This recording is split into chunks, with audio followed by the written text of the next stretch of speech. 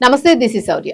తెలంగాణలో జరిగిన బీజేపీ భారీ బహిరంగ సభలో ప్రధానమంత్రి నరేంద్ర మోదీ హాజరయ్యి ఆయన కొన్ని వ్యాఖ్యలు చేశారు. అయితే మోదీ గారు వస్తున్నారు అని అంటేనే ప్రజలందరూ కూడా ఏం చెప్తారు అసలు, ఈ రేట్ల గురించి, గ్యాస్ గురించి, యుద్ధం గురించి ఇవి కూడా ఆయన మాట్లాడతారేమో అని ఎదురు చూశారు ఖచ్చితంగా. అయితే ఆయన చెప్పిన విషయం విన్న తర్వాత షాక్ అయ్యారు అందరూ కూడాను. దాని గురించి ఈ రోజు మొత్తం యావత్తు చర్చ జరుగుతోంది. బంగారం కొనకండి, ఆయిల్ వాడకండి, టూర్లు తిరగకండి. సో ఇవన్నీ కూడా కొన్ని కండిషన్స్ పెడుతూ కూడా ఒక రిక్వెస్ట్ లాంటిది కూడా చేశారు.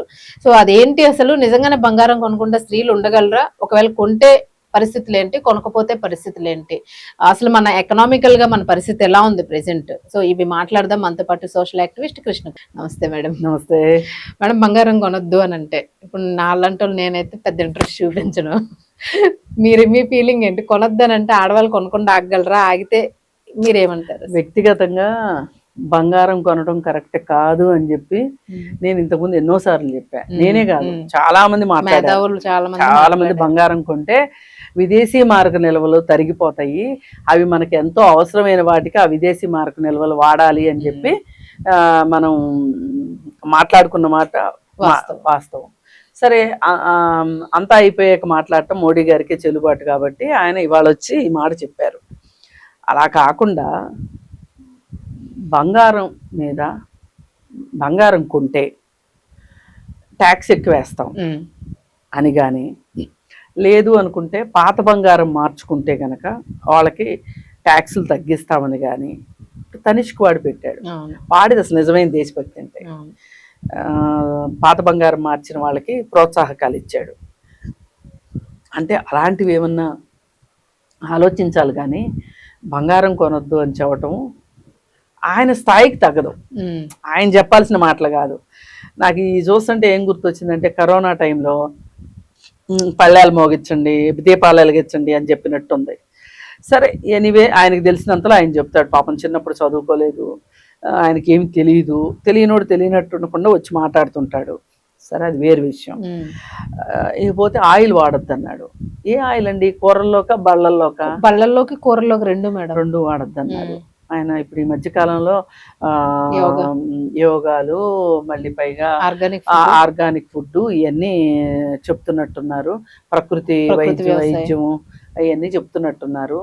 సరే, ఆయన్ని మనం ఎన్నుకున్నది ప్రధానమంత్రి అవ్వాలని, ప్రధానమంత్రిగా పరిపాలన చేయాలని కానీ ఎన్నుకున్నది ఇలాంటి చిట్కాలు చెప్తాడని కాదు. సరే, ఆయనకి అదే తెలిసింది, అదే చెప్పారు. విదేశీ ప్రయాణాలు మానుకొని ఫస్ట్ మోడీ మానుకుని ఎవరికన్నా చెప్తే బాగుంటుంది. ఫస్ట్ ఆయన మానుకోవాలి ప్రయాణాలు. ఈ 12 సంవత్సరాల్లో ఆయన తిరిగినంత తిరుగుడు, ఎక్కిన ఫ్లైటు, దిగిన ఫ్లైటు, కాలికి బలపం కట్టుకుని తిరిగాడు ప్రపంచం అంతా. అందుకని అతి ఎక్కువగా తిరిగింది ఆయనే కాబట్టి ఆయన వెళ్తే ఆయన ఒక్కడే వెళ్ళదు కదా, ఆయనతో పాటు మంది, మార్పలం, సిబ్బంది అంతా గొడ్డు, గోద, పిల్ల, మేక మొత్తం వెళ్తారు కాబట్టి బోలెడు మంది కలిసి వెళ్ళారు. ఈయన వంటోళ్లే ఉంటారంట, 12 మందో 15 మందో. ఆయన ఎక్కడ తిండు కదా హోటల్స్ లో, ఆయనకు వండించుకున్నదే ఆయన తింటాడు కదా. పుతిన్ సూట్ కేసులు ఎలా తిప్పుతాడో ఈయన వంటలను కూడా అట్లా తీసుకెళ్తారు. వెజిటేరియన్ ఫుడ్ కదా, అందుకని చెప్పి అక్కడికి వెళ్ళి ఆ కాస్ట్లీ వెజిటేరియన్ ఫుడ్ కొని ఆయన తినే మష్రూమ్స్ కిలో 4,000. అంటే అప్పుడు ఆయన మొదటి నుంచి అంతే అలానే తినేవాళ్ళ? పదవి రాకముందు కూడా? పదవి రాకముందు ఏమున్నాయండి తింటానికి? పెళ్ళాన్ని కూడా పోషించుకోలేనే కదా, భార్యను వదిలేశాడు ఆయన. పాపం సామాన్యుడి పరిస్థితి అలా ఉంటది, ఏపీల పరిస్థితి ఇలా ఉంటది. మరి సరే, ఏదైనా కానీ ఎవరికైనా చెప్పటానికి మంచిగా మాటలు వస్తాయి, మనం ఆచరించాలంటే రావు. అందుకని మరి పాపం పెద్ద ఆయన అయిపోయాడు, చాదస్తం కూడా పెరుగుతుంది. ఇప్పుడు మన ఇళ్లలో పెద్దోళ్ళు ఉంటే ఇట్లాగే చెప్తుంటారు కదా, వాళ్ళనైతే మనం గసిరి తిడతాం, ఈయనేం అనలేము, ఏం చేస్తాం మరి. ఏదో పెద్ద ఆయన వచ్చేళ్లే వెళ్ళాళ్లే అనుకోవచ్చు, వచ్చి మాట్లాడి వెళ్ళారు. ఏది ఏమైనా ఈ రాష్ట్రానికి ఏం చేస్తారో, మన రాష్ట్రానికి వచ్చారు అనుకుంటే పైకి ఇంకో ఘనకార్యం కూడా చేశారు. హైదరాబాద్ వచ్చాయని ఈఎస్ఐ హాస్పిటల్ పెద్ద మెడికల్ కాలేజ్ అయ్యింది. ఈఎస్ఐ హాస్పిటల్లో దాని ఓపెనింగ్ కోసమని ఎన్నో రోజుల నుంచి ఎదురు చూస్తున్నారు. ఆయన దానికి వస్తాడు హైదరాబాద్ అని అక్కడ వాళ్ళు కళ్ళు కాయలు కాసేట్టు ఎదురు చూస్తుంటే వాళ్ళ నోట్లో కరక్కాయ కొట్టి సింధు హాస్పిటల్ ఓపెనింగ్కి వెళ్ళారు నిన్న ఆయన. సింధు అని ఒక ప్రైవేట్ హాస్పిటల్, ఆ హాస్పిటల్ ఓపెనింగ్కి వెళ్ళారు. అసలు ఆ హాస్పిటల్ గురించి ఒక దారుణమైన స్టోరీ ఉంది. మామూలు అట్టాంటి స్టోరీ కాదు. అసలు ఆయన ఆ హెట్రో డ్రగ్స్ ఆయన పార్థసారథి రెడ్డి జగన్ కిడ్ ప్రోకో కేసుల్లో ఒక ముద్దాయి. 2 ఇక్కడ కేంద్రంలోను రాష్ట్రంలోను ఇద్దరికి పిచ్చగా ఎలక్ట్రల్ బాండ్స్ కొనేశాడు. ఈ ఎలక్ట్రల్ బాండ్స్ కొన్న దీనికోసం అని చెప్పి ఇక్కడ వీళ్ళు రాజ్యసభ మెంబర్ ఇచ్చారు. ఎవరు? తెలంగాణ వాళ్ళు. సరే, ఈ 2 ఇట్టా ఉన్న టైంలో కోవిడ్ టైంలో ఆయన రెమిడిసివిర్ అని ఒక డ్రగ్ హెట్రో నుంచే రిలీజ్ అయింది. ఆ డ్రగ్ బ్లాక్ లో అమ్మి కోట్లు సంపాదించారు. ఆ కోట్లు దొంగ డబ్బు, బ్లాక్ మనీ 500 కోట్లు దొరికింది ఆయన ఇంట్లో. సరే, ఇది ఆ తర్వాత వీళ్ళు ఏం చేశారు, 120 కోట్లు టిఆర్ఎస్ గవర్నమెంట్కి ఆయన ఎలక్ట్రల్ బాండ్ కొన్నందుకు గాను ఆయనకి హైటెక్ సిటీ ఏరియాలో, హైటెక్స్కి అతి దగ్గరలో 15 ఎకరాల భూమి ఇచ్చారు. చాలా తక్కువ, చాలా చీపు.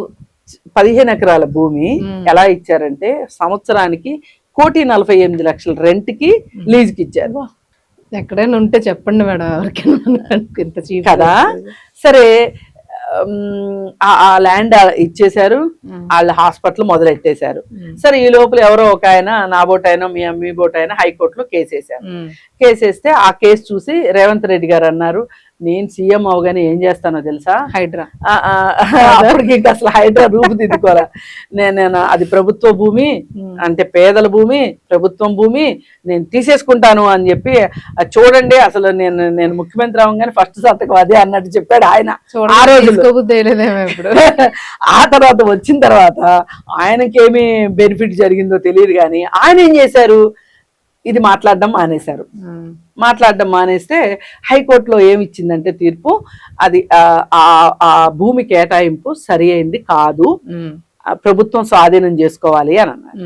ప్రభుత్వం స్వాధీనం చేసుకోకపోగా, ఏమండి సగం కట్టిన హాస్పిటల్ కదా, పాపం, అయ్యో పాపం, అసలే పేద ఆయన ఎన్ని అప్పులు చేసి ఆ బిల్డింగ్ కట్టాడు అని చెప్పి వీళ్ళు కూడా హైకోర్టులో ఏమీ మాట్లాడకపోయేసరికి ఆ హాస్పిటల్ కట్టడం అయిపోయింది. కట్టడం అయిపోయిన తర్వాత, ఇన్ని తప్పులు జరిగిన తర్వాత ఆ హాస్పిటల్ వెనకబడిపోవటం ఏం బాగుంటది, నేను కూడా ఇంకో తప్పు చేద్దాము అని చెప్పి మోడీ గారు వచ్చేసారు. వచ్చేసి ఆయన ఓపెన్ చేశాడు. నాకేమనిపించిందంటే, ఒక అవినీతికి మనము గజ్జిగట్టి నాట్యం చేయించినట్టుంది. అవినీతికి ఎట్లా అండి, అసలు ఒక వ్యవస్థ, ఒక ప్రభుత్వ వ్యవస్థ ఇక్కడ అవినీతి డబ్బు దొరికింది అని ప్రకటించిన తర్వాత, స్వాధీనం చేసుకున్న తర్వాత, అలాంటి కుటుంబం నుంచి వచ్చిన హాస్పిటల్కి మీరు ఎట్లా ప్రారంభోత్సవం చేస్తారు? అవును, అసలు మీకు ఆ మాత్రం ఇంపార్టెంట్ కదా అసలు చేయాల్సింది. సరే, దీన్ని మరి ఆయన రేవంత్ రెడ్డి గారైనా మాట్లాడాలి కదా, అట్లీస్ట్. ఆయనే మాట్లాడతాడండి, ఏదైనా మాట్లాడితే మాతో వచ్చి కలువు అంటే. అవును, అదే మర్చిపోయిన, అదే వచ్చి కలవమంటారు. మరి ఏం చేస్తాము, కలుస్తారంటారా నెక్స్ట్? ఇంకా మళ్ళీ ఇక్కడ కూడా కూటమేనా? లేదండి, కాంగ్రెస్ ఎట్ట కలుస్తుందండి? ఏమో మేడం, ఇప్పుడు లేదు, వ్యక్తిగతంగా రేవంత్ రెడ్డి వెళ్ళి కలవాల్సింది, పార్టీ మారాల్సిందే తప్పితే పార్టీగా ఎందుకు ఎట్ట కలుస్తారు, అది అయ్యే పని కాదు కానండి. అయితే ఇక్కడ ఇంకోటి ఏంటంటే, ఆ హాస్పిటల్ పెట్టింది ఏం చెప్తున్నారంటే, హాస్పిటల్ వాళ్ళు ఇది సిఎస్ఆర్ కింద పెట్టిన హాస్పిటల్ అని చెప్తున్నారు. అంటే కార్పొరేట్ సోషల్ రెస్పాన్సిబిలిటీ అని చెప్తున్నారు. అది కూడా కరెక్ట్ కాదు. ఎందుకంటే ఫీజులు చాలా ఎక్కువగా ఉన్నాయి. వేరే ప్రైవేట్ హాస్పిటల్లో ఉన్నట్లే ఫీజులు కూడా ఉన్నాయి. పైగా ఇంకొకటి ఏంటి అంటే, అసలు అది క్యాన్సర్ హాస్పిటల్. అసలు వాళ్ళు పెట్టాల్సింది ఏంటి అంటే, వాళ్ళ అమ్మాయి మెమోరియల్ కింద పెట్టారు ఆ హాస్పిటల్. వాళ్ళ అమ్మాయి మెమోరియల్ కింద పెడితే గనక దాన్ని ఒక మెంటల్ హెల్త్ ఇన్స్టిట్యూట్ గా పెట్టాలి. వాళ్ళ అమ్మాయి మెంటల్ హెల్త్ విషయంలోనే ఆమె సూసైడ్ చేసుకుని చనిపోయింది. ఆమె పేరుతో మీరు పెట్టారు అన్నప్పుడు ఆ మెంటల్ హెల్త్ కి సంబంధించింది పెట్టుంటే గనక కరెక్ట్ గా ఉండేది కదా. మీరు క్యాన్సర్ హాస్పిటల్ పెట్టాల్సిన అవసరం ఏంటి? క్యాన్సర్ హాస్పిటల్ ఎందుకు పెట్టారంటే, క్యాన్సర్ హాస్పిటల్లో డబ్బులు ఎక్కువ వస్తాయి. అలాగే వీళ్ళు తయారు చేస్తున్న డ్రగ్స్ కూడా క్యాన్సర్ డ్రగ్స్ తయారు చేస్తున్నారు కాబట్టి కరెక్ట్ గా లింక్ సరిపోతుంది, డబ్బులు మింట్ చేసుకోవచ్చు అని చెప్పి వాళ్ళు ఆ హాస్పిటల్ పెట్టారు. ఈయన వచ్చి ప్రారంభోత్సవం చేశాడు. అంటే వ్యవస్థలు ఎట్లా డబ్బులున్న వాళ్ళని ఎట్లా కాపాడతాయో చూడండి, డబ్బులున్న వాళ్ళకి డబ్బుని ఎట్లా సంపాదించి పెడతాయో చూడండి. అసలు సోషల్ మీడియా వచ్చేవో కొన్ని బయటకు వస్తున్నాయి కానీ మేడం, లేకపోతే అసలు చాలా తక్కువే. పేపర్లు చదివేది ఎంతమంది చదివేవాళ్ళు? ఎంతమంది చదువుతారు, ఏమీ తెలియదు. ఇప్పుడు ఆయనకి అవినీతి సొమ్ముతోటి కట్టిన హాస్పిటల్కి మోడీ గారు వచ్చి ఇది ప్రజాసేవ అని చెప్పి ఒక సీలేసి ఎండార్స్ చేసి వెళ్ళారు. అది జరిగింది. ఇది చాలా దురదృష్టకరం. ఆయన బంగారం కొనొద్దన్నది, ఆయిల్ వాడొద్దన్నది, విదేశాలు వెళ్ళొద్దన్నది, అవి నా దృష్టిలో ఆయిల్ వాడొద్దు, విదేశాలు వెళ్ళొద్దు అన్నది చాలా చిన్న విషయము. బంగారం విషయం, మీరు బంగారం కొనుక్కున్న వాళ్ళకి ట్యాక్స్ వేయండి, అది వేరే విషయం, వేరే పర్యవసానాలు వాటికి తగ్గట్టుగా ఆలోచన. కానీ ఇది మట్టుకు చాలా అభ్యంతరకరమైన విషయం. ఎందుకంటే ఒక దేశ ప్రధానిగా ఉండి ప్రైవేట్ ఇన్స్టిట్యూషన్స్ ని ఓపెన్ చేయడానికి రావాల్సినంత అవసరం లేదు. ఈ రాష్ట్రంలో ముఖ్యమంత్రి సరిపోతారు. వాళ్ళు ఏంటంటే మా దగ్గర డబ్బు ఉన్నాయి, నువ్వు రావాల్సిందే, రిబ్బన్ కట్ చేయాల్సిందే అన్నారు. చేశారు. జాతికి అంకితం ఇవ్వలేదు. జాతికి అంకితం ఇస్తే బాగుండేది. ఇప్పుడు ఈఎస్ఐ వాళ్ళు జాతికి అంకితం ఇవ్వమని పిలిస్తే అది మాకు మోట అయిపోయింది. జాతికి అంకితం ఇస్తే ఫ్రీ ట్రీట్మెంట్లు పోతారు కదా జనాలు. జాతికి ఎందుకు అంకితం ఇవ్వాలి? నేను నా చేత్తో నేను ప్రైవేట్ కి అంకితం చేయాలి, కానీ నేను ఉన్నది కార్పొరేట్లను రక్షించడానికి, కార్పొరేట్ల కోసం ఉన్నాను నేను, అంతేగాని పేద ప్రజల కోసం. ఆయన అసలు ఉన్నది ఉన్నట్టు చెప్పేస్తున్నాడండి. ఆయన ఖరీదైన డ్రెస్సులు వేసుకోవటం కానీ, విదేశీ పర్యటనలు చేయటం కావచ్చు, లేదు బాధితుల దగ్గరికి ఏ రోజు వెళ్ళడండి ఆయన. నిస్సహాయాల దగ్గరికి ఎవరి దగ్గరికి వెళ్ళండి.